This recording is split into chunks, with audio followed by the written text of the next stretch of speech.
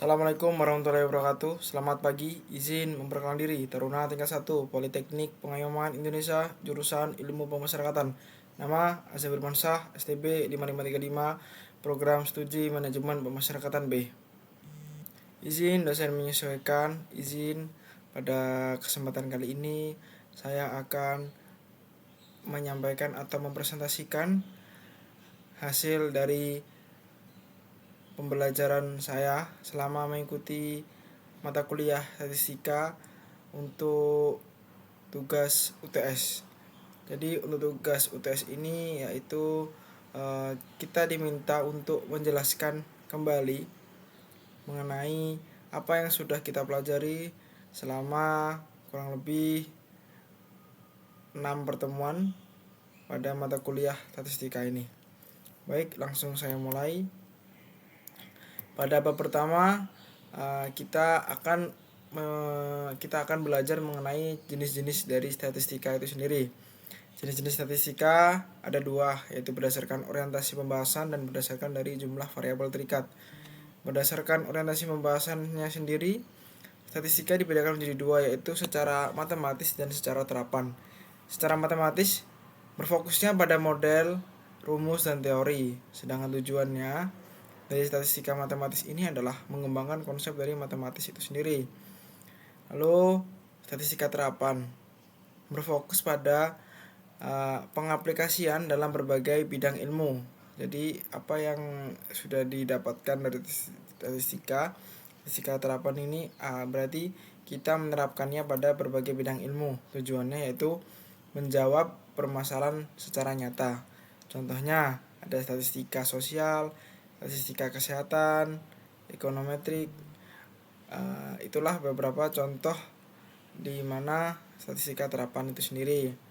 Lalu berdasarkan dari jumlah variabel terikat, ada namanya univariat dan multivariat. Tentunya ini berbeda, di mana univariat itu berarti analisisnya hanya berfokus pada satu variabel saja. Contohnya rata-rata nilai ujian statistika kelas MBB. Lalu ada multivariat, di mana kita menganalisisnya lebih dari satu variabel. Contohnya yaitu kita menganalisis faktor atau regresi ganda.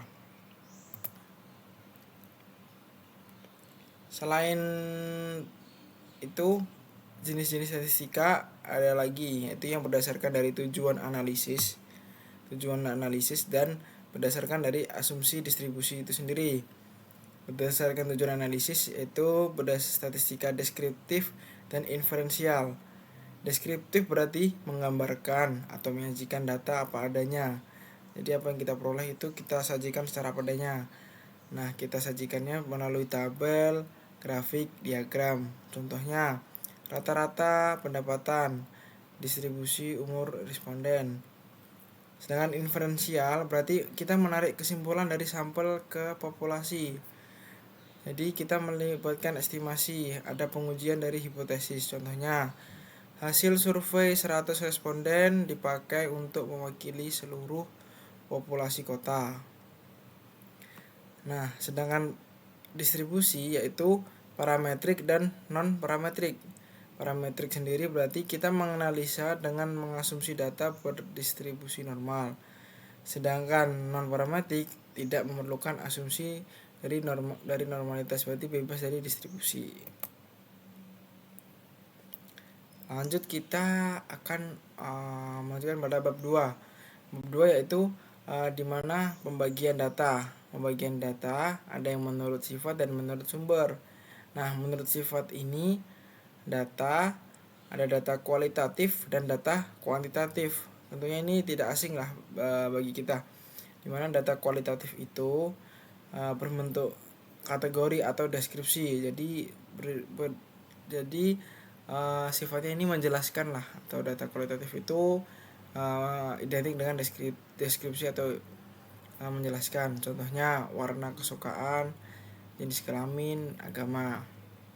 Data kuantitatif ada diskrit dan kontinu. Diskrit yaitu bilangannya bulat atau hasil hitungan. Contohnya jumlah anak, jumlah kendaraan. Sedangkan kontinu itu hasil pengukuran, bisa desimal atau bisa yang lainnya. Tinggi, ya contohnya ada tinggi badan, berat badan. Sedangkan menurut sumber, data itu ada dua, data yang berdasarkan data internal dan data eksternal. Nah, data internal ini berarti bersumber dari dalam organisasi perusahaan, berarti dari dalam perusahaan tersebut. Kita mengambilnya dari organisasi tersebut. Nah, contohnya data penjualan tahunan laporan keuangan. Lalu, sedangkan data eksternal yaitu kita mengambilnya atau kita bersumber dari luar organisasi atau perusahaan. Contohnya data BPS, RIPI, Bank Indonesia atau WHO.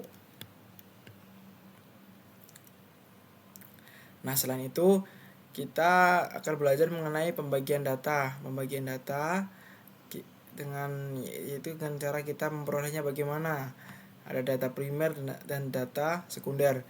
Data primer berarti kita memperolehnya secara langsung dari responden tersebut. Kita bisa menggunakan berbagai metode, yaitu wawancara, kuesioner, observasi. Wawancara kita dengan cara menanyakan secara langsung. Lalu kuesioner kita membagikan kuesioner baik itu dalam bentuk kertas atau Google Form. Observasi yaitu kita dengan cara pengamatan. Nah, contohnya hasil survei kepuasan pelanggan. Sedangkan data sekunder diperoleh dari pihak lain atau dokumen. Contohnya laporan penelitian, arsip perusahaan, data dari pemerintah. Jadi kita mengambilnya itu dari laporan penelitian. Nah, menurut waktu pengumpulannya ada dua, yaitu time series data berkala dan cross section data silang. Time series itu sendiri yaitu dikumpulkan, jadi time series itu dikumpulkan dari waktu ke waktu. Contoh inflasi bulanan dari 2019 sampai 2023. Lalu ada cross section yaitu data silang dikumpulkan pada satu waktu tertentu. Contohnya jumlah mahasiswa per fakultas tahun 2024. Nah, lalu kita akan belajar mengenai tentang skala pengukuran data. Skala yaitu berarti kita di sini sudah mengenal yang namanya bagaimana kita menjelaskan dari skala dari data. Nah, itu ada dua, nominal dan ordinal. Nominal hanya skala nominal yaitu hanya pembeda saja. Contohnya jenis kelamin, laki-laki jumlahnya 1 orang, perempuan 2 orang. Nah, sedangkan ordinal yaitu skalanya berbentuk urutan atau tingkatan. Contohnya ranking lomba, ranking 1, ranking 2, ranking 3, harapan 1, harapan 2, harapan 3. Nah, interval. Skala interval berarti skalanya ada jaraknya tetapi 0, tidak mutlak. Contohnya suhu 20 derajat sampai 30 derajat Celcius. Rasio. Nah, rasio ini berbeda dengan interval. Rasio ini ada 0 mutlak, bisa dibandingkan kelipatan. Contoh, berat badan Andi 90 kg, Budi 60 kg. Jadi Andi 1,5 kilo dari Budi. Jadi rasio ini bisa dibandingkan kelipatannya. Lalu setelah kita belajar mengenai skala pengukuran data, ada skala nominal, ordinal, interval, dan rasio. Kita lanjut pada bagaimana cara kita mengumpulkan data-data yang sudah kita peroleh. Nah, data-data yang sudah kita peroleh tentunya ada metodenya atau yang sering kita sebut dengan instrumen, alat untuk mengumpulkan data penelitian. Yang pertama ada tes kemampuan, mengukur kecerdasan, keterampilan dasar. Ada tes hasil belajar, berarti mengukur pencapaian akademik atau kompetensi. Non tes, angket, kuesioner, daftar pertanyaan tertulis untuk responden. Dan juga wawancara, berarti tanya jawab langsung untuk menggali data. Observasi, pengamatan langsung terhadap objek atau aktivitas. Jadi alat untuk mengumpulkan data ini ada tes, yaitu dimana kita mengumpulkannya melalui kegiatan yang namanya tes.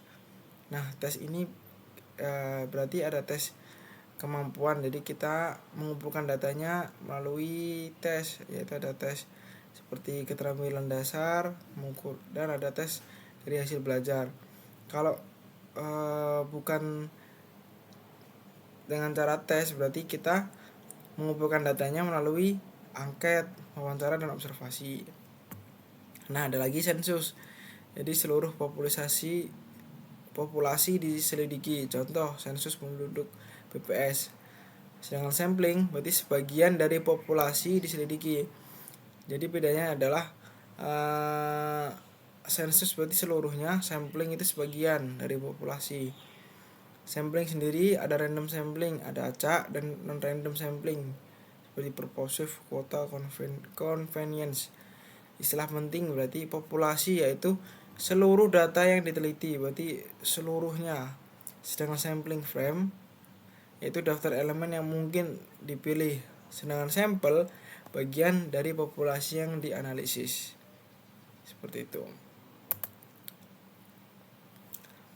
Baik, kita jadi kan setelah kita kumpulkan metode pengumpulan datanya, data-data yang kita ambil itu kan setelah kita kumpulkan dengan cara tes, non tes, lalu ada sensus, sampling.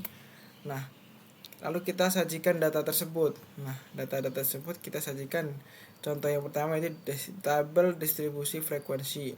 Baik, seperti ini. Jadi nanti ada tabel, jadi ada diberikan angka-angkanya, diberikan hasil-hasilnya, hasil dari data yang kita ambil. Lalu ada diagram batang atau bar chart seperti ini. Dengan ini diagram garis, yaitu line chart. Berarti ini kita menyajikannya seperti bentuk kurve atau naik turun seperti ini. Lalu ada diagram lingkaran, chart seperti ini. Lalu ada histogram dan polygon frekuensi. Nah, jadi ini adalah beberapa contoh dari penyajian data yang kita peroleh. Lalu kita masuk ke bab 3, dimana pada bab 3 kemarin dijelaskan oleh dosen, dimana kita membahas mengenai ukuran pemusatan data.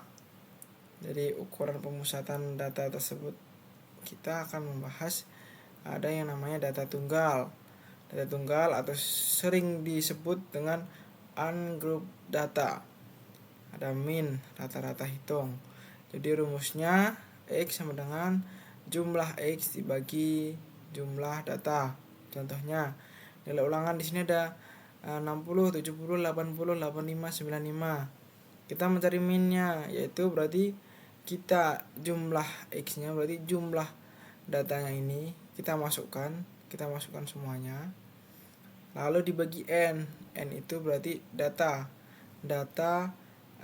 N itu berarti jumlah yang akan kita bagi. Ada berapa di sini? Ada 1, 2, 3, 4, 5. Jadi setelah kita jumlahkan datanya, kita bagi jumlah datanya tadi, maka hasilnya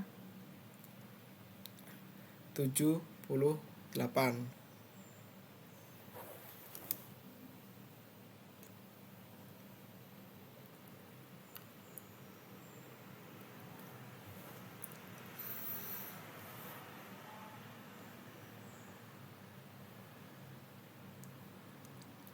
Lalu kita akan membahas mengenai median atau dari nilai tengah. Jadi kita urutkan datanya. Jadi kita mencari nilai tengahnya, ambil tengahnya.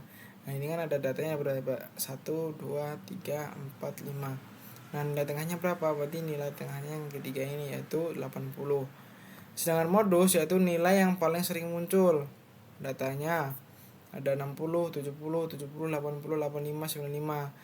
Jika kita ingin mengetahui modus yaitu nilai yang sering paling muncul, kita ketahui 60 hanya 1, 70 2, 80 hanya 1, 85 hanya 1, 95 hanya 1. Jadi modusnya nilai yang sering muncul yaitu nilai 70 karena ada 2 yang ditampilkannya.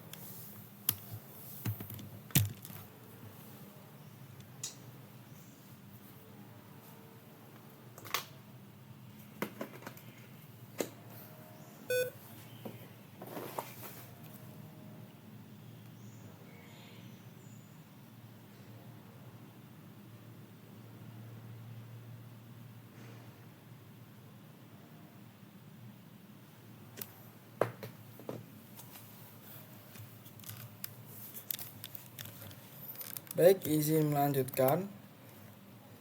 Lalu kita akan belajar mengenai dari data tunggal. Data tunggal atau ungroup data. Jadi kita tadi kan sudah belajar mengenai data tunggal, ada min, median, modus. Nah, jadi kita akan melanjutkan dari pembahasan tadi, di mana median, di mana kita akan membahas dari median pada data tunggal, baik itu data secara jumlah datanya ganjil atau jumlah datanya genap. Median itu sendiri berarti nilai tengah dari data yang sudah diurutkan. Nah, pertama kita akan membahas mengenai jika data jumlahnya genap. Nah, caranya kita ambil dua nilai yang ada di tengah, lalu kita rata-rata. Misalnya nih, kita ada nilai ulangan, ada 6 siswa, ada 50, 60, 70, 75, 80, 90. Karena jumlah datanya 6, berarti genap. Nah, dua nilai tengahnya ada di posisi ketiga, itu 2, 3. Karena genap di 6 di tengahnya berarti 3. Berarti data ketiga yaitu 70 dan data keempat 75. Jadi 70 dan 75. Nah, mediannya seperti tadi yang rumusnya yaitu data dibagi 2, 70, data 70 dan data yang 70 tambah 75 dibagi 2, hasilnya 72,5. Nah, kalau jumlah datanya ganjil lebih mudah karena kita cukup ambil nilai yang ada tepat di tengah. Misalnya ada 7 siswa dengan nilai 60, 65, 70, 75, 80, 85, 90. Karena jumlah datanya ganjil, maka posisi mediannya di data ke 7. Jadi datanya karena jumlahnya ganjil 7, maka posisi mediannya ada data yang keempat, 1, 2, 3, 4. Nah, seperti itu. Di ini 3, sana 3. Jadi datanya yaitu rumusnya data ke berapa tambah 1. Jumlah datanya ada 7, kita tambah 1, 8 bagi 2 dengan 4. Jadi mediannya adalah 75. Jadi kesimpulannya, kalau jumlah datanya genap, mediannya yaitu rata-rata dari dua nilai tengah. Sedangkan jumlah data ganjil yaitu mediannya nilai tengah itu sendiri. Jadi itu jika kita mencari atau menentukan dari median, baik dari jumlah datanya genap maupun dari jumlah datanya ganjil. Lalu data berkelompok, grup data. Data berkelompok jadi disajikannya dalam tabel distribusi frekuensi. Contohnya, nilai ujian 30 siswa dikelompokkan. Min data berkelompok. Jadi kita menentukan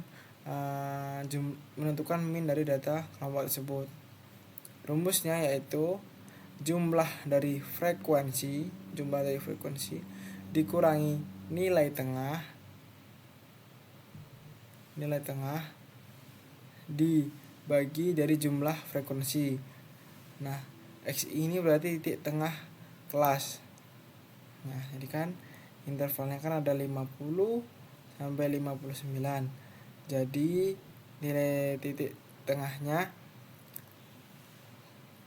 54,5. Kalau 60 sampai 69 berarti nilai titik tengahnya 64,5. Lalu rumus minnya yaitu jumlah frekuensi ini dikurangi dari jumlah dari nilai tengahnya. Nah, jadi jumlah frekuensi ini dikali jumlah frekuensi ini dikali nilai tengahnya, ketemulah 2225 dibagi jumlahnya ini bagi 30. 2225 dibagi 30 hasilnya 74,2. Jadi jika ditanya nilai ujian 30 siswa dikelompokkan, berapa min dari data ini? Jawabannya 74,2.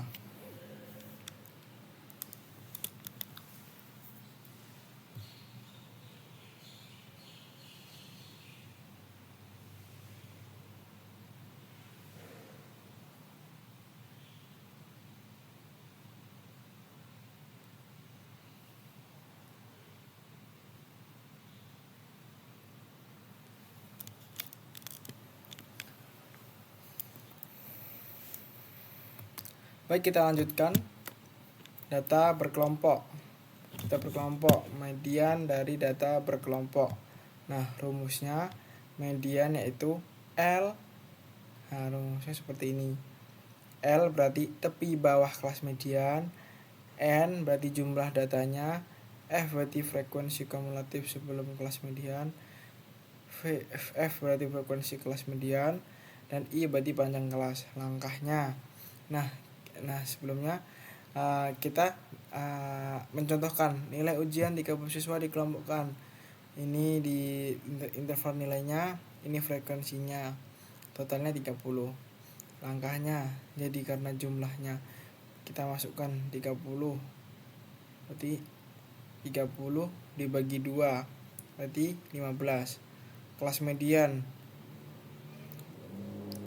interval 70 sampai 79 karena frekuensi kumulatifnya kurang lebih dari 15. Jadi jumlahnya ini kan 30 dibagi 2 kan 15. Nah, yang frekuensinya kumulatif lebih dari 15 itu berarti di 70 sampai 79. Jadi ini. Nah, jadi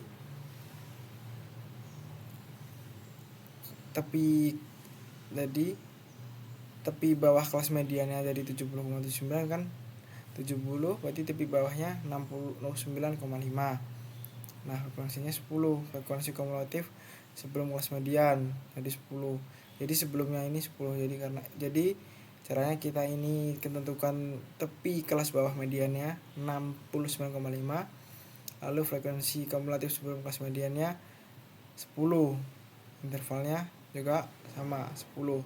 Jadi mediannya yaitu caranya kita masukkan datanya 69,5 ditambah 15 dikurangi 10 dibagi 10 dikali panjang kelasnya 10.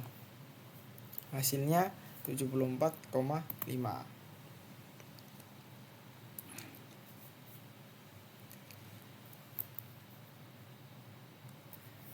Tadi kita sudah belajar tentang median, lalu kita lanjut ke modus, dimana kita diminta untuk menentukan dari modus data berkelompok. Rumusnya, modus itu L berarti tepi bawah kelas modus, F1 berarti frekuensi kelas modus, F0 berarti frekuensi sebelum kelas modus, dan F2 berarti frekuensi setelah kelas modus, dan I panjang kelas. Contohnya, kita diberikan nilai ujian 30 siswa dikelompokkan. Sama seperti tadi. Langkahnya, kelas modus berarti sama dengan 7, seperti ini tadi intervalnya. Kelas modusnya 70 sampai 79, frekuensi tertinggi 10. Nah, L-nya tadi 69,5. Nah, F1-nya berarti 10, F0-nya berarti sebelum kelas modus 6, setelah kelas modus 7, intervalnya 10. Maka kita masukkan 69,5 ditambah 10 kurangi 6 per 20 kurangi 6 kurangi 7, 20 berarti 2 kali frekuensi kelas modus dikurangi frekuensi sebelum kelas modus dan frekuensi setelah kelas modus dikali 10, maka hasilnya 69,5 ditambah 47 dikali 10, hasilnya 75,2. Bab 4, ukuran letak data. ukuran letak adalah nilai-nilai yang membagi data. Jadi bab 4 ini kita akan belajar mengenai ukuran letak data. Ukuran letak data adalah nilai-nilai yang membagi data ke dalam beberapa bagian tertentu. Ada 3 ukuran utama. Yang pertama kuartil, membagi data menjadi 4 bagian. Desil, membagi data menjadi 10 bagian. Persentil berarti membagi data menjadi 100 bagian. Nah, pada slide ini kita fokus pada kuartil data, yaitu membagi data menjadi 4 bagian. Rumus posisi kuartil ke adalah kuartil K data ke berapa, jumlahnya ditambah 1 dibagi 4. Artinya kita mencari letak kuartil dengan menghitung posisi data tertentu, lalu melihat apakah posisinya tepat di data atau berada di antara 2 data. Kalau di antara 2 data kita lakukan interpolasi atau kita tentukan tepi kelas bawah, tepi kelas atasnya. Contohnya, di sini kita punya 8 data. Angkanya 10, 15, 20, 25, 30, 35, 40, 45. Lalu untuk kuartil pertamanya kita cari data ke 1, 8, jumlahnya tadi tambah 1 dibagi 4. Jadi data keduanya 25. Itu berarti letaknya antara data kedua dan data ketiga. Kuartil 1 yaitu, jadi kita masukkan 15 ditambah 0,25 dalam kurung 20 kurang 15 sama hasilnya 14,5. Kuartil 2 mediannya berarti 27,5. Kuartil 3 data ke 3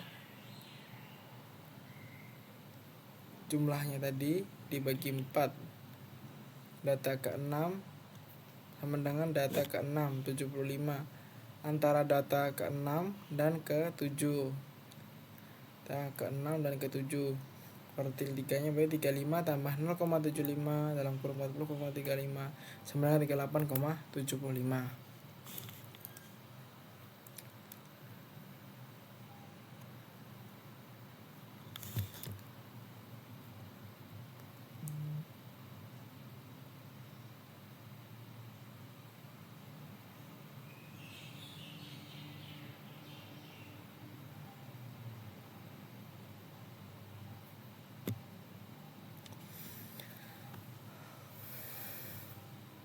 Ukuran letak data.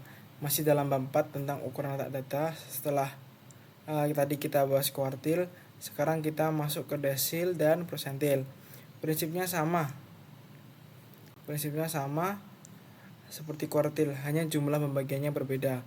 Desil membagi data menjadi 10 bagian, sedangkan persentil membagi data menjadi 100 bagian.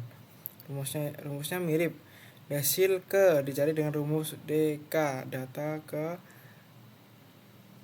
N plus 1 10. Jadi kita bagi menjadi 10. Contohnya ada datanya itu ada 10. Nah, ada data 5, 10, 15, 25, 30, 35, 40, 45, 50 dengan N-nya 10.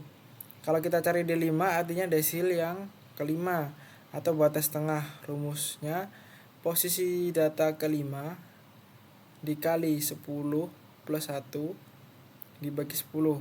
Jadi data kelima 5. Nah, berarti antara data kelima 5 dan ke-6.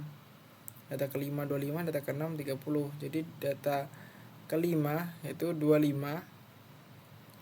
Data kelima ini 25 ditambah 0,5 dalam kurung 30 kurangi 25 sama dengan 27,5. Untuk persentil, contoh yang dipakai adalah P60. Dengan data yang sama kita cari posisi ke 60 dikali 11 dibagi 100. Jadi data ke-6. Artinya posisinya ada di antara data ke-6 dan data ke 7. Hasilnya 30 tambah 0,6 35 kurangi 30 sama dengan 33. Jadi persentil 60 hasilnya sama dengan 33. Jika dibuat analogi, sebenarnya desil itu mirip jika kita membagi nilai ujian menjadi 10 kelompok. Misalnya ada siswa yang nilai di bawahnya D1 10% terendah, sedangkan di atasnya D9 adalah 10% tertinggi. Persentil ini lebih detail lagi. Misalnya kalau kita ingin tahu posisi siswa di P90, artinya siswa itu lebih banyak dari 90% teman-temannya.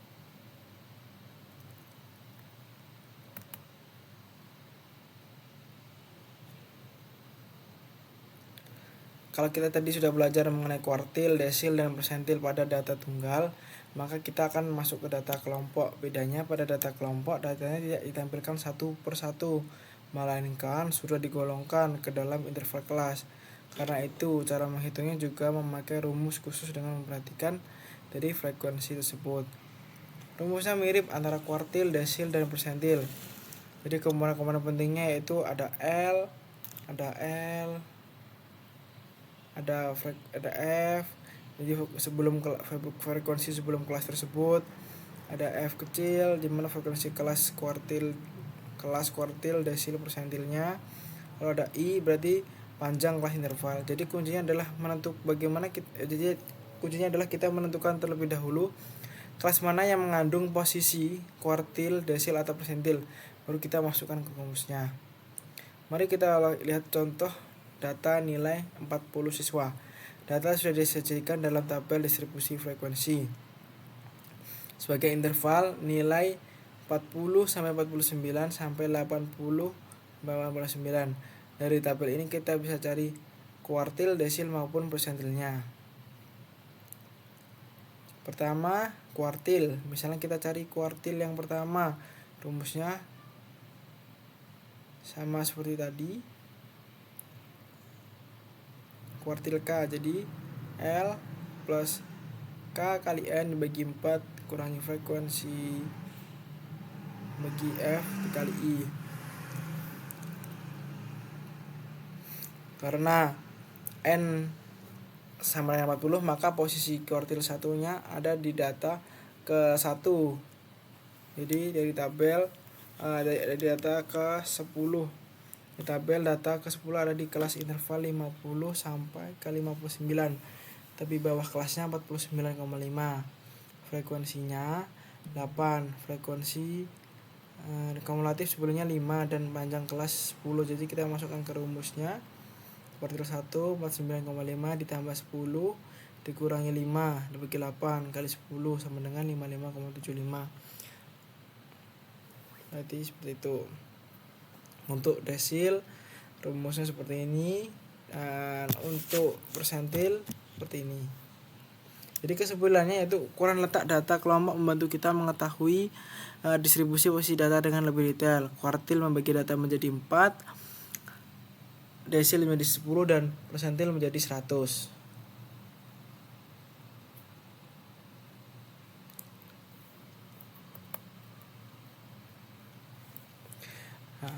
Setelah kita mempelajari bab 4 tadi mengenai kuartil, desil, dan persentil, kita akan mempelajari tentang mengenai ukuran penyebaran data. Ada range, median deviation, variance, dan standar deviasi. Range berarti jangkauan. Ada rumusnya max dikurangi min, maksimal dikurangi minimalnya. Contohnya data 10, 20, 30, 40. Jadi kita untuk menentukan range jangkauannya itu yang maksimalnya berarti 40, minimalnya 10. Jadi range-nya itu 30. Dengan mean deviation yaitu rata-rata selisih tiap data dengan min. Variance berarti kita mengukur penyebaran kuadrat data terhadap min. Standar deviasi yaitu akar kuadrat dari variance. Semakin kecil standar deviasinya, maka data semakin homogen. Contohnya 2, 4, 6, 8, 10. Minnya berarti kan ditentukan kan ada jika genap, jika ganjil berarti minnya kan di tengah 6. Variansnya berarti penyebaran kuadrat data terhadap min ada 8. Standar deviasinya itu akar 8 yaitu 2,83.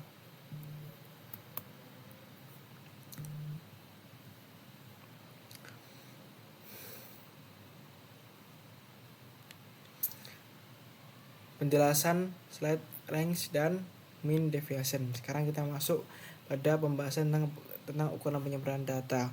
Kalau sebelum kita bahas pemusatan data seperti mean, median, modus, kali ini kita akan belajar mengenai seberapa jauh data itu menyebar. Dua ukuran yang bisa dipakai yaitu range dan mean deviation. Rumusnya sederhana. Nilai rumus pertama kita bahas range. Nah, range ini berarti sangat mudah sekali rumusnya. Dimana kita nilai maksimumnya dikurangi nilai minimumnya. Itu ini. Maksimalnya kan datanya 28, minimumnya 12. Jadi range-nya 16. Ada data kelompok, interval, frekuensi, nilai tertingginya 79. Nilai terendahnya 40. Jadi range-nya jika kita ketahui berarti 79 kurangi 40 berarti 39.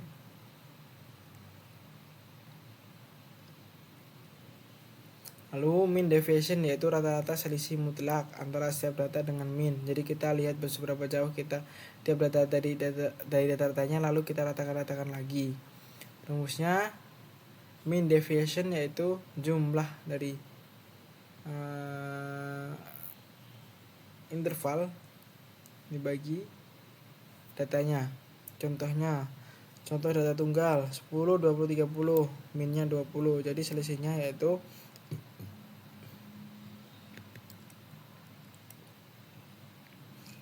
10 kurangi 20, 10, 20 kurangi 20, 0.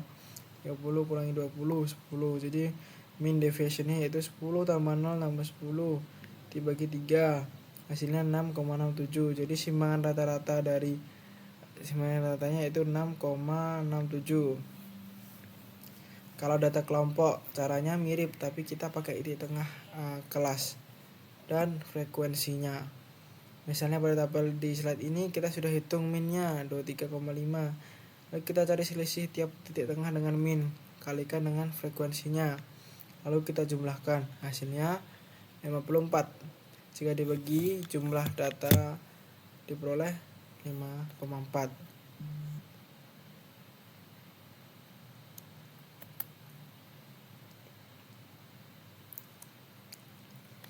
Setelah range dan median dan mean deviation, ukuran penyebaran data berikutnya yang lebih sering dipakai adalah variance dan standar deviasi.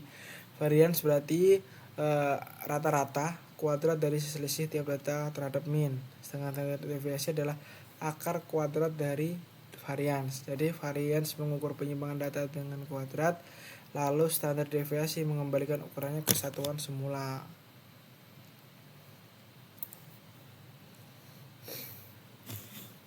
Seperti ini variance dan standar deviasi.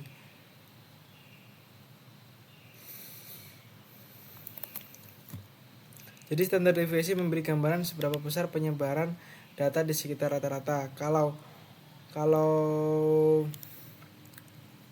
standar deviasi kecil berarti data relatif homogen dan berkumpul di sekitar mean. Kalau standar deviasinya besar maka datanya lebih besar, menyebar dan bervariasi.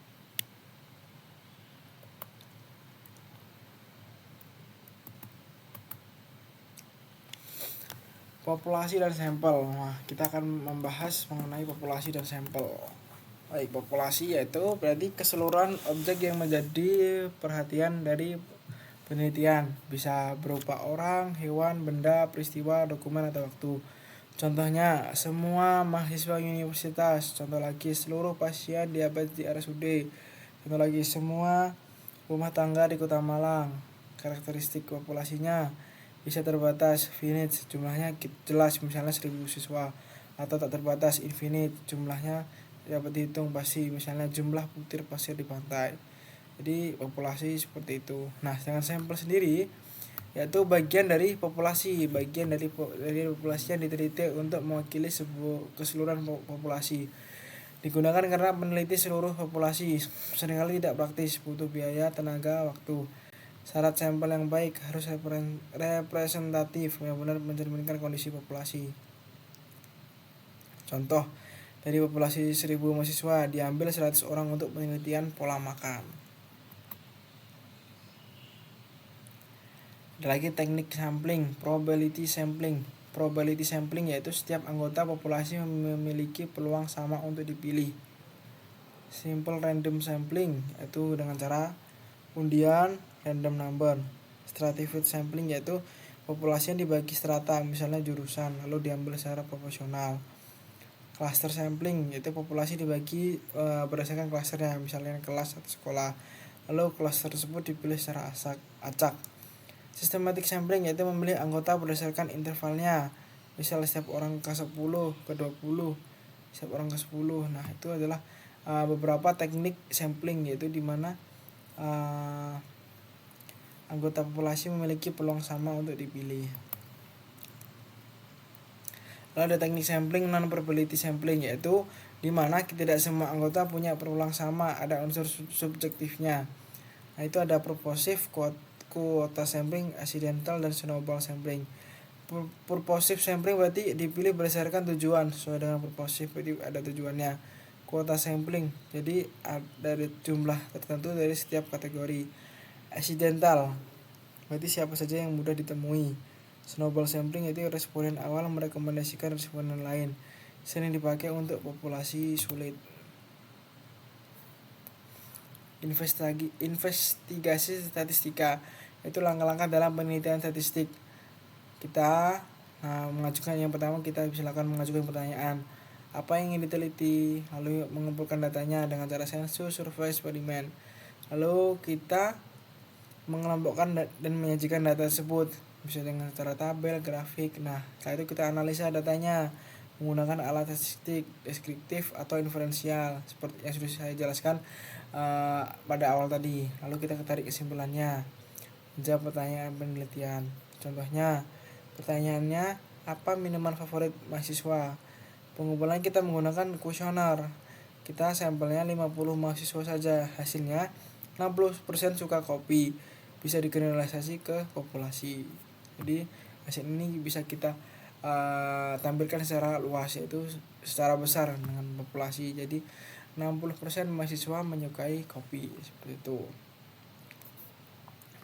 Jadi langkah-langkah yang harus kita perhatikan dalam penelitian statistika, yaitu yang pertama kita mengajukan pertanyaannya, lalu kita kumpulkan data-datanya. Setelah kita mendapatkan datanya, kita kelompokkan dan kita sajikan. Setelah kita sajikan dan kelompokkan, kita analisa dari data tersebut. Kita gunakan alat-alat statistik, deskriptif atau inferensial. Jika sudah menemukan hasil dari analisanya, kita tarik kesimpulan hasil penelitian statistika ini, maka menjawab pertanyaan dari penelitian ini. Nah, seperti itulah langkah-langkah dalam penelitian statistika. Baik, seperti itu saja penjelasan materi dari bab 1 sampai bab 6 pada mata kuliah statistika semester 2 ini. Terima kasih atas kesempatan yang diberikan, dan terima kasih atas waktu serta kesempatannya dalam menyimak penjelasan saya. Terima kasih. Assalamualaikum warahmatullahi wabarakatuh.